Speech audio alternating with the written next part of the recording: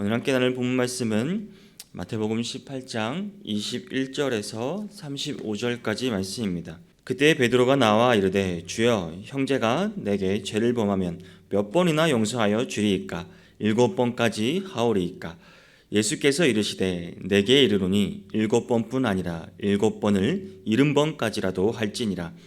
그러므로 천국은 그 종들과 결산하려 하던 어떤 임금과 같으니 결산할 때에 10,000달란트 빚진 자 하나를 데려오매 갚을 것이 없는지라 주인이 명하여 그 몸과 아내와 자식들과 모든 소유를 다 팔아 갚게 하라 하니 그 종이 엎드려 절하며 이르되 내게 참으소서 다 갚으리이다 하거늘 그 종의 주인이 불쌍히 여겨 놓아보내며 그 빚을 탕감하여 주었더니 그 종이 나가서 자기에게 100데나리온 빚진 동료 한 사람을 만나 붙들어 목을 잡고 이르되 빚을 갚으라 하매 그 동료가 엎드려 간구하여 이르되 나에게 참아 주소서 갚으리이다 하되 허락하지 아니하고 이에 가서 그가 빚을 갚도록 옥에 가두거늘 그 동료들이 그것을 보고 몹시 딱하게 여겨 주인에게 가서 그 일을 다 알리니 이에 주인이 그를 불러다가 말하되 악한 종아 내가 빌기에 내가 내 빚을 전부 탕감하여 주었거늘 내가 너를 불쌍히 여김과 같이 너도 내 동료를 불쌍히 여김이 마땅하지 아니하냐 하고 주인이 노하여 그 빚을 다 갚도록 그를 옥졸들에게 넘기니라. 너희가 각각 마음으로부터 형제를 용서하지 아니하면 나의 하늘 아버지께서도 너희에게 이와 같이 하시리라. 아멘. 네, 오늘 함께 나눌 본문 말씀은 마태복음 21장에서 18장 21절 15절까지 말씀을 통해 하나님의 긍휼과 용서라는 제목으로 함께 말씀을 나누고자 합니다. 오늘 본문에 앞서서 18장 15절에서 20절은 이제 범죄한 형제에 대하여 취해야 할 자세에 대한 주님의 교훈을 기록하고 있습니다. 그리고 오늘 본문에서 용서에 대해서 말씀하십니다. 즉 15절에서 20절에서 이제 형제의 범죄에 대해 우리가 어떻게 신중하게 대처하도록 가르치신 주님의 말씀, 그리고 이제 그 모든 조치의 근본 정신인 바로 사랑과 용서에 있음을 가르치시는 것입니다. 이러한 주님의 교훈은 베드로의 질문으로부터 시작합니다. 본문 21절을 보면 그때 베드로가 나와 이르되 주여 형제가 내게 죄를 범하면 몇 번이나 용서하여 주리이까 7번까지 하오리이까라고 베드로가 질문을 합니다. 베드로는 나름대로 생각하고 말한 것입니다. 7번까지 용서하면 베드로는 아마 충분할 것으로 생각했던 것 같습니다. 당시 랍비들의 그 교훈을 보면 랍비들은 이제 3번까지만 용서하도록 가르쳤습니다. 랍비 요셉 벤 예후다는 이렇게 가르쳤다고 합니다. 사람이 한 번 과실을 범하면 용서된다. 2번 과실을 범하면 용서된다. 3번 과실을 범하면 용서된다. 그러나 4번째는 용서되지 아니한다라고 가르쳤습니다. 베드로의 질문에 예수님께서 이렇게 대답하십니다. 22절을 보면 예수께서 이르시되 내게 이르노니 7번뿐 아니라 7번을 70번까지라도 할지니라 라고 말씀하십니다. 용서의 횟수에 관한 이 베드로의 질문에 관해서 주님이 하신 답변입니다. 여기서 주님은 당시 그 랍비들의 가르침을 훨씬 뛰어넘는 7번의 용서를 제안한 그 베드로를 칭찬하지 않으셨습니다. 용서에 관한 유대 종교의 그 고정관념을 완전히 파괴하신 것입니다. 곧 70번씩 7번이라도 하라는 것입니다. 이러한 용서에 관한 주님의 명령은 횟수를 제한하지 않고 계속 하라는 것입니다. 7번씩 70번은 계산상으로 490번입니다. 이게 말이 안 되는 용서죠. 계속 용서하라는 것입니다. 우리 그리스도인들은 완전하게 용서하는 법을 배워야만 하는 것입니다. 사람들은 남이 자신에 대해서는 늘 관대하기를 바라면서 자신은 정작 다른 사람에 대해 그렇지 못한 경우가 허다합니다. 그러나 우리 그리스도인이라면 다른 사람에 대해 늘 관대한 마음을 가져야 하는 것입니다. 우리는 다른 형제 중에 누가 자기에 대해 잘못을 범할지라도 마치 처음 그런 실수를 하는 것처럼 생각하고 또 다시 용서해야 하는 것입니다. 오늘 본문에서 용서하다란 말의 원어의 기본 의미를 알고 계십니까? 이 원어의 기본 의미를 보면 이 보내버린다, 가게 한다라는 뜻입니다. 그러니까 우리가 누군가 용서한다는 것은 그 관련된 모든 것들을 우리 기억, 이제 저편으로 보내버린다는 것입니다. 이것이 진정한 용서입니다. 하나님께서 우리의 죄들에 대해 이처럼 대하였습니다. 우리도 본받는 게 마땅합니다. 이사야서 43장 25절 말씀을 보면 나 곧 나는 나를 위하여 내 허물을 도말하는 자니 내 죄를 기억하지 아니하리라라고 말씀하셨습니다. 용서한다고 그 말하면서도 그 죄를 마음속에 담고 사는 사람은 그것은 완전한 용서가 아닙니다. 기억의 저편으로 던져버리고 가게 하는 것, 조금도 담아두지 말아야 하는 것이 진정한 용서란 말입니다. 용서했다고 말하면서도 또다시 경계심을 보이고 일들에서 또 소외시킨다면 이것은 그냥 말뿐인 용서지 그것은 진정한 용서가 아닙니다. 베드로가 예수님을 모른다고 3번이나 부인하고 또 예수님을 저주하고 맹세까지 했습니다. 근데 주님은 어떻게 하셨습니까? 주님은 다시 그에게 다가가셔서 그를 용서하시고 또 그에게 중책을, 복음을 전파하는 놀라운 중책을 맡기셨습니다. 우리가 본받아야 할, 또 실천해야 할 진정한 용서의 모델을 보여주신 분이 바로 우리 예수님이십니다. 성도 여러분, 용서했다면 이전과 다름없이 교제를 다시 회복하고 모든 일에서 그를 소외시키지 말아야 하는 것입니다. 여러분, 이 사실을 기억하시길 바랍니다. 우리는 이러한 마음으로 또 이런 삶이 다 하나님 앞에 드러나게 될 때가 있습니다. 오늘 보면 이 3절을 보면 그러므로 천국은 그 종들과 결산하려 하던 어떤 임금과 같으리라고 말씀하고 있습니다. 주님께서는 천국을 그 자기의 종들과 회개하려 하던 어떤 임금에 비하셨습니다. 여기서 이제 회개는 그 채무자들이 채권자에게 이 채무를 정산하는 절차입니다. 그러니까 빚을 진 사람은 그 정한 기한에 그것을 갚아야 하는 것이 마땅하죠. 갚아야 하는 것입니다. 그렇지 못하면 여러 가지 불이익이 따르게 됩니다. 오늘 본문 25절에서도 이제 갚을 것이 없으니 주인이 이렇게 말합니다. 그 몸과 아내와 자식들과 모든 소유를 다 팔아 갚게 하라라고 말하고 있습니다. 우리도 이 종들과 마찬가지입니다. 우리는 어떻습니까? 이 죄라는 엄청난 부채를 짊어진 인류 전체가 이 종들 속에 포함됩니다. 여기는 한 사람의 예도 있을 수 없습니다. 로마서 3장 23절에서 말하고 있습니다. 모든 사람이 죄를 범하였음에 하나님의 영광에 이르지 못하더니라고 말합니다.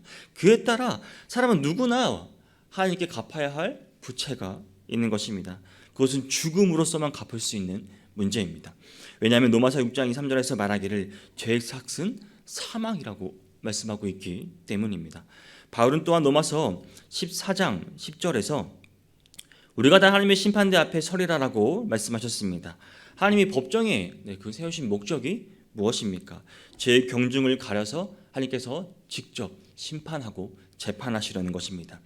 하나님께서 사람들이 자신의 법정에 세우신 목적도 이와 같습니다. 그 사람의 행위에 따라 갚아주시려고 하는 것입니다. 죄를 범한 자들에게는 당연히 형벌이 따르게 될 것이고 반대로 또 주님을 기쁘시게 하고 주님께 영광을 돌린 자들에게는 그에 맞는 후한 상급이 주어질 것입니다. 모든 사람은 자신의 인생의 마지막 이 법정인 하나님의 심판대 앞에 서야만 함을 우리는 유념하고 살아가야 하는 것입니다. 그런데 안타까운 것은 많은 사람이 이 사실을 모른다는 것입니다. 어떻게 준비해야 할지 모릅니다. 이 하나님의 심판대에 서기 위한 준비를 우리는 어떻게 해야 하는 것일까요? 간단합니다. 방법은 하나밖에 없습니다. 우리가 잘 살아야 하는 것입니다. 훌륭하게 사는 것입니다. 어떻게 하는 것이 잘 살고 훌륭하게 사는 것일까요? 베드로 3장 11절 12절은 너희가 어떠한 사람이 되어야 마땅하냐? 거룩한 행실과 건건함으로 하나님의 날이 임하기를 바라보고 간절히 사모하라라고 말씀하고 있습니다. 이렇게 살아가야 하는 것입니다. 이 세상에 있는 것들을 추구하는 삶을 살아가다간 그 심판 날에 우리에게 그 주어진 기회들을 빼앗기고 마는 것입니다. 우리 모두는 주의 말씀을 따라 주님의 말씀을 따라 살아가므로 다가오는 하나님의 심판 날을 잘 준비할 수 있기를 바랍니다. 그런데 문제가 있습니다. 우리가 심판날을 위해 잘 살아가려고 해도 그 해결하지 못하는 문제가 하나 있습니다. 우리 스스로 인간을 아무도 구원할 수 없다는 사실입니다. 24절을 보면 이제 임금에게 10,000달란트 빚진 자가 나옵니다. 10,000달란트. 여러분 이게 얼마나 큰 돈인지 감이 오시나요? 이건 엄청난 돈입니다. 한 달란트는 약 6,000데나리온입니다.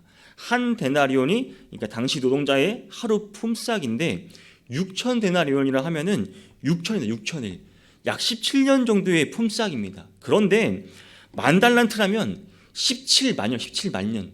그러니까 그 한 사람이 이 돈을 갚기 위해서는 17만 년을 일을 해야 하는 말도 안 되는 엄청난 액수입니다. 더 예를 들면 당시 노예 그 한 명의 최고가가 2,000데나리온이었는데 최고가로 한다고 해도 가족 그 3만 명을 노예로 넘겨야 갚을 수 있는 거액입니다. 25절에서 말하는 이 몸과 아내와 자식들과 모든 소유를 다 팔아도 갚을 수 없는 돈이란 말입니다. 당시 노마가 그 사마리아에 거둔 세금이 600달란트였습니다. 그리고 갈릴리와 베레아에서 거둔 세금이 200달란트. 그러니까 팔레스타인 전 지역에서 거둔 세금 총액이 800달란트였는데 1만 달란트입니다. 1만 달란트. 팔레스타인 전 지역에서 짜낸 세액이 10배가 넘는 말도 안 되는 엄청난 돈의 액수입니다. 이제 좀 감이 오시나요? 이런 참으로 어마어마한 이 부채임을 실감할 수 있습니다. 이 사람, 우리가 이런 죄의 빛을 지고 있다는 것입니다. 모든 인간의 모습입니다. 이 인간이 안고 있는 이 부채는, 죄라는 부채가 이처럼 크고 엄청납니다. 10,000달란트를 빚진 종은 도저히 변제할 능력이 없습니다. 그는 모든 수단과 어떤 방법을 동원할지라도 이것을 갚을 수가 없습니다. 이 종이 자신의 채무를 변제할 어떤 능력도 없었던 것처럼 우리 인간의 자신에 대한 죄를 구원할 능력을 도무지 없는 것입니다. 바로 이와 관련해서 로마서 3장 20절에서 말하기를 율법의 행위로 그의 앞에 의롭다 하심을 얻을 육체가 없나니 율법으로는 죄를 깨달음이니라 라고 말하고 있습니다. 그래서 인간에게는 구원자가 필요한 것입니다. 하나님께서 우리의 구원자이시는 예수 그리스도를 이 땅에 보내신 까닭이 바로 여기에 있는 것입니다. 죄로부터 자유를 위해 사람이 어떠한 노력을 기울일지라도 결과는 똑같습니다. 다질 것이 하나도 없다는 말입니다. 수만 가의 종교를 만들고 지구상의 종족수가 더 많은 새로운 신들과 그 어떤 교리를 만들어 지키고자 할지라도 사람은 결코 구원을 이루지 못합니다. 스스로 구원을 이룰 수 없습니다. 모든 사람이 자신이 이와 같은 실상을 볼 수 있어야 합니다. 그래야 우리가 교만하지 않을 수 있습니다. 우리 자신을 낮추게 되는 것입니다. 비로소 하나님께 은혜를 구하는 것입니다. 현대인들의 가장 큰 문제점이 무엇인지 무엇인지 아십니까? 무엇인지 다 자기가 할 수 있는 존재라고 생각하는 것입니다. 물질만능주의죠. 돈만 있으면, 내가 힘이 있고 권력만 있으면 다 될 것 같습니다. 다 할 수 있을 것 같습니다. 그러나 이것은 다 모두 착각입니다. 만일 사람이 율법이나 종교 혹은 선행, 돈, 권력 이런 것들로 자기를 구할 수 있다면 굳이 예수님이 이 땅에 오실 필요가 없었습니다. 하나님께서 우리에게 예수 그리스도를 대속물로 보내신 것은 우리 인간의 무능함을 너무나 잘 아셨기 때문입니다. 우리도 이 사실을 다 알아야 합니다. 하나님 앞에 공손하게 우리 자신을 낮춰야만 하는 것입니다. 하나님께서 우리에게 예수 그리스도를 보내셨습니다. 죄 아무리 세상적으로 탁월한 사람일지라도 자신의 죄라든지 구원 등과 관련해서는 아무것도 할 수 없는 무능한 자들이기 때문입니다. 사랑하는 성도 여러분, 우리의 구원은 오직 하나님만 이루실 수 있습니다. 우리의 구원은 그 긍휼의 하나님이 주신 선물입니다. 27절을 보면 그 엎드려 절하며 빚을 갚기까지 기다려주도록 간청하는 종의 모습을 어떻게 합니까? 그 주인이, 임금이 불쌍히 여깁니다. 임금이 그의 부채를 모두 탕감하여 준 사실이 나옵니다. 그 종의 주인이 불쌍히 여겨 놓아 보내며 그 빚을 탕감하여 주었더니 임금은 무려 1만 달란트 빚진 그 종의 딱한 처지를 보고 긍휼을 베풀어 주셨습니다. 그의 모든 빚을 탕감하여 주신 것입니다. 이것은 바로 죄의 부채를 갚는 일에 전적으로 무능한 인간들에 대해 우리 하나님께서 무한한 그 긍휼을 베풀어서 무조건적인 은혜로 용서해 주신 것을 나타내는 것입니다. 여기서 우리는 그 절박한 심정으로 회개하는 그 죄인들을 향한 하나님의 마음을 잘 알 수 있습니다. 하나님은 그 마음 중심으로 회개하면 은총을 구하는 사람들, 그 은혜를 구하는 사람들을 하나님께서 용서해 주시고 그를 구원해 주신다는 사실입니다. 우리는 자신이 얻은 구원이 하나님께서 우리를 불쌍히 여겨서 우리에게 주신 선물임을 기억하며 살아가야 합니다. 무슨 말도 안 되는 하나님의 은혜와 사랑입니다. 에베소서 2장 4절 5절 말씀입니다. 긍휼이 풍성하신 하나님이 우리를 사랑하신 그 큰 사랑을 인하여 허물로 죽은 우리를 그리스도와 함께 살리셨고라고 말씀하고 있습니다. 그리고 에베소서 2장 8절에서는 너희는 그 은혜에 의하여 믿음으로 말미암아 구원을 받았으니 이것은 너에게서 난 것이 아니요 하나님의 선물이라. 우리의 구원은 하나님의 선물이라고 분명하게 선언하였습니다. 이것은 아무도 돈으로 살 수 없으며 노력해서 얻을 수 있는 것이 아니란 말입니다. 아무리 많은 돈을 지불해도 구원은 살 수 있는 것이 아닙니다. 아무리 선한 일을 해도 우리가 구원을 얻을 수 있는 것이 아닙니다. 이것은 믿는 자들에게 주시는 하나님의 선물입니다. 예수를 믿는 사람들에게만 값없이 주어지는 것이란 말입니다. 그런데 우리는 이런 하나님의 구원의 은혜, 이 하나님의 선물로 주신 은혜를 잊어버리고 살 때가 있습니다. 28절에 보면 어떻습니까? 임금과 그 임금의 은혜를 입은 종이 자기에게 빚진 동료에게 행한 일이 이렇습니다. 그 종이 나가서 자기에게 100데나리온 빚진 동료 한 사람을 만나 붙들어 목을 잡고 이르되 빚을 갚으라 하며 동료의 목을 잡고서 빚을 독촉하고 있습니다. 그 사람이 자기에게 진 빚은 고작 100데나리온, 이건 주머니에도 들어가는 그런 돈입니다. 한 달란트의 60분의 1입니다. 자신이 임금에게 진 빚이 60만 분의 1밖에 안 되는 아주 작은 돈이었습니다. 그래도 그는 자기가 임금에게 입은 은혜를 생각하지도 않습니다. 나오자마자 잊어버렸습니다. 동료에게 얼마나 진 빚을 갚도록 도촉한 것입니다. 목을 잡고, 원어의 의미는 숨막히게 하다, 목을 졸라서 죽이다라는 뜻이 있습니다. 그 정도로 그 동료를 죽이듯이 그 빚을 갚으라고 촉촉하고 있습니다. 사랑하는 성도 여러분, 우리의 모습은 어떤가요?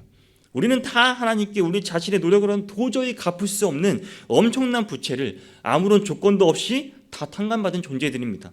따라서 우리는 우리에게 잘못을 범한 형제가 우리를 찾아와 용서를 구하면 하나님의 한없는 은혜를 기억하며 그를 용서해 줄 알아야 하는 것입니다. 마땅히 그렇게 해야 하는 것입니다. 설령 그 형제가 계속해서 우리에게 잘못을 범한다 해도 말입니다. 이것이 우리의 죄를 용서해 주신 하나님의 은혜에 바라면 60만 분의 1도 미치지 못하는 것입니다. 우리는 형제가 잘못을 범하고 용서를 구하면 얼마든지 용서해야 하는 것입니다. 그것이 하나님의 한량없는 은혜를 입은 자의 마땅한 도리입니다. 여러분, 하나님이 어떤 분이십니까? 우리가 진정으로 용서하든지 안 하든지 우리의 마음까지 아시는 분이십니다. 하나님은 우리의 모든 행위를 다 아십니다. 오늘 본문 31절에서도 동료의 목을 잡고 그 빚을 갚으라는 이 종의 모습을 그 주인에게 다 알립니다. 세상에 드러나지 않은 일은 없습니다. 우리의 말과 행동은 물론이고 우리 마음 가운데 숨은 생각이나 계획, 심지어 우리 잠재의식 가운데 숨겨진 것까지도 하나님은 모두 세밀하게 다 아시는 분이십니다. 예레미야 17장 10절 말씀은 나 여호와는 심장을 살피며 폐부를 시험하고 각각 그 행위와 그 행실대로 보응하나니라고 말씀하십니다. 하나님께서 그 사람의 심장을 살피시고 그 폐부, 마음속 깊은 곳, 우리의 일거수일투족을 살펴보신다고 보고 계신다는 것입니다. 그럼 우리는 언제 어디에 있든지 하나님께서 싫어하고 미워하시는 일을 하지 말아야 하는 것입니다. 우리는 하나님이 기뻐하시는 일에만 행하도록 우리는 힘써야 하는 것입니다. 사랑하는 성도 여러분, 우리의 모습을 돌아볼 필요가 있습니다. 우리의 현재 모습은 과연 어떻습니까? 하나님 보시기에 부끄럽지 않은 모습대로 살고 있습니까? 나 혼자 있을 때 우리의 모습은 어떠냐 말입니다. 우리는 언제 어디 있든지 하나님이 싫어하고 미워하는 일들을 하지 말아야 하는 것입니다. 우리는 우리의 말과 행동과 생각이 다 하나님의 심판의 그 근거가 됨을 기억하고 매사에 신중히 생각하고 행동하시기를 바랍니다. 여러분, 이 용서는 말로만 하는 것이 용서가 아닙니다. 35절을 보면 너희의 각각 마음으로부터 형제를 용서하지 아니하면 나의 하늘 아버지께서 너희에게 이와 같이 하시리라라고 말씀합니다. 예수님께서 무자비한 종의 그 비유를 통해 알리시고자 하는 핵심적인 교훈이 나옵니다. 우리가 마음 중심으로 형제를 용서해야 한다는 것입니다. 이는 말로만 용서하고 마음은 그렇지 못한 이들을 염두에 두고 하신 말씀이십니다. 여러분, 말로 용서하기는 어려운 일이 아닙니다. 그냥 말로 할 수 있습니다. 말로 용서하는 것은 누구라도 할 수 있는 일입니다. 하지만 이 마음으로 용서하기는 정말 쉽지 않습니다. 많은 사람이 용서를 말하면서도 여전히 관계에 대해 문제가 있습니다. 이것은 마음으로 용서하지 못했기 때문입니다. 말로는 입으로는 용서했지만 마음은 여전히 다친 상태는 이전의 관계로 돌아가는 것이 쉽지 않습니다. 마음을 열어야만 용서 행위가 구체적으로 증명될 수 있는 것입니다. 우리를 향하신 하나님의 용서는 이미 행위를 통해 입증된 것입니다. 그 첫 단계는 바로 독생자 그 예수 그리스도를 우리 죄를 위한 화목제물로 주신 것입니다. 요한일서 4장 10절을 보면 하나님이 우리를 사랑하사 우리 죄를 속하기 위하여 화목제물로 그 아들을 보내셨음이라라고 하셨습니다. 예수 그리스도의 오심은 하나님께서 우리를 중심으로 그 마음으로 용서하신다는 것입니다. 증거가 너무도 확실하기 때문에 아무도 이 사실을 부정할 수 없는 것입니다. 두 번째 단계는 이제 그 교제의 회복입니다. 주님께서는 요한복음 18장 23절에 16장 23절에서 너희가 무엇이든지 아버지께 구하는 것을 내 이름으로 주시라라고 하셨습니다. 이것은 무엇을 의미하시는 것입니까? 바로 예수 그리스도 안에서 우리가 하나님과 또 그런 성도의 교제의 회복을 말하는 것이 아니겠습니까? 우리가 하나님께 기도하고 하나님이 그 기도에 응답하신다는 것은 곧 우리와의 관계, 그 교제의 회복을 의미하는 것입니다. 우리의 그 마음을 열지 않는 어떤 사람과도 우리는 친밀한 교제를 나눌 수가 없습니다. 따라서 친밀한 교제를 나누신다는 말씀은 그분의 용서를 확증하는 말입니다. 우리가 형제를 진정으로 용서했다면 적어도 이 두 가지 증거가 우리 삶에서 드러나야 하는 것입니다. 먼저 그를 위해 무슨 일이든지 해야 하고 더 나아가 그와의 교제가 계속 지속해서 이전과 같이 이루어져야 한다는 말입니다. 이 교제는 우리가 의례적으로 하는 그런 만남을 의미하는 것이 아닙니다. 우리가 용서한 사람들과 함께 함으로써 우리의 용서가 진실함으로 우리 삶에서 드러나야 한다는 것입니다. 어떤 이들은 용서했음을 고백하면서도 또 특히 교회 안에서 만나면 의례적인 인사만 나눌 뿐 한 자리에 앉으려고 하지 않습니다. 눈을 마주치는 것도 기피합니다. 이것이 용서한 겁니까? 마음으로 용서한 것이 아닙니다. 주님께서 명령하신 용서의 원칙은 이전보다 더 나은 관계로의 회복을 포함하는 것입니다. 사랑하는 성도 여러분, 남을 용서하는 건 말처럼 쉬운 일이 아닙니다. 자신에 대해서는 남들이 관대하길 바라면서 또 남들에 대해서는 자신이 그렇지 못한 경우가 허다하지요. 하나님의 은혜를 받았다 하는 것, 우리는 이렇게 산다면 분명 문제가 있는 것입니다. 우리에게 주신 하나님의 은혜를 한번 여러분 생각해 보시기를 바랍니다. 우리는 주님께서 먼저 우리에게 긍휼을 보이신 까닭이 무엇인지 이해해야 합니다. 우리는 도저히 용서받지 못할 큰 죄들을 가지고 있음에도 주님께서 우리를 용서하셨습니다. 모든 사람이 은혜에 참여할 수 있음을 보이신 것입니다. 또한 우리가 형제를 허물 조건 없이 아무 조건 없이 용서해야 할 것도 가르치신 것입니다. 그리고 우리가 참으로 하나님의 그 긍휼의 은혜를 안다면 용서하는 일에 힘써야 하는 것입니다. 모든 사람에게 관용을 보여야만 하는 것입니다. 사랑하는 성도 여러분, 오늘 하루 살아가실 때 예수 그리스도를 나타내는 생활을 하시기를 바랍니다. 일의 말의 증거보다 훨씬 더 강력한 것이 우리의 행동, 우리 삶에서 드러나는 증거입니다. 우리 삶에서 오늘도 이 예수님의 가르침을 우리 행동으로 실천할 수 있는 모든 성도님 되시기를 주님의 이름으로 축복합니다.